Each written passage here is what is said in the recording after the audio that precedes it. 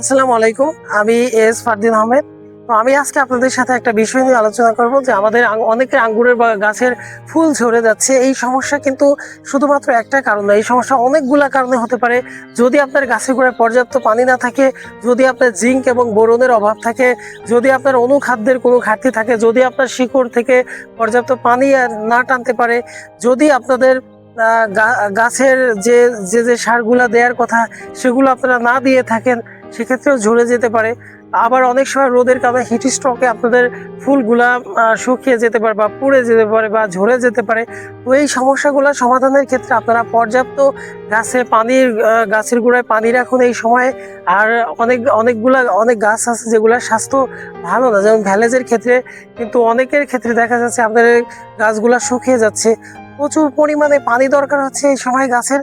তো গাছ পর্যাপ্ত যদি টানতে না পারে সেক্ষেত্রে কিন্তু অনেক সময় ডাল পর্যন্ত শুকিয়ে যায়।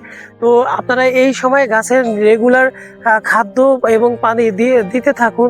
আর তাছাড়া অনেক সময় রোদের হিট স্ট্রোক, আপনারা এই জাতীয় সমস্যার সমাধান পরিত্রাণ পেতে আপনারা ছত্রাকও গাছের গোড়ায় লাগতে পারে। তো আপনারা রিডোমিল গোল্ড বা নিমপেক্সের বিন্দু আপনারা দিতে পারেন, সেক্ষেত্রে খুব ভালো রেজাল্ট করবে। তো আমি আর ভিডিওটা বড় করছি না। তো আমাদের এখানে প্রচুর আঙ্গুরের চারা আছে, আপনারা এদিকে দেখা যাচ্ছে আমাদের প্রচুর আঙ্গুরের চারা করেছি আমরা।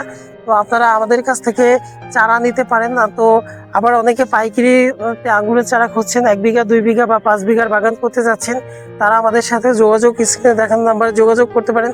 তো ভিডিওটা আজকের মতো এ পর্যন্তই। সবাই ভালো থাকবেন, সুস্থ থাকবেন। আর যারা এখনো চ্যানেলটিকে সাবস্ক্রাইব করেনি, অবশ্যই চ্যানেলটিকে সাবস্ক্রাইব করে দিন। তো আজকের মতো এ পর্যন্ত, আমি বিদায় নিচ্ছি। আমি ফারদিন আহমেদ, গ্রুপ ইঞ্জিনিয়ারিং থেকে। আল্লাহ হাফিজ, আসসালামু আলাইকুম।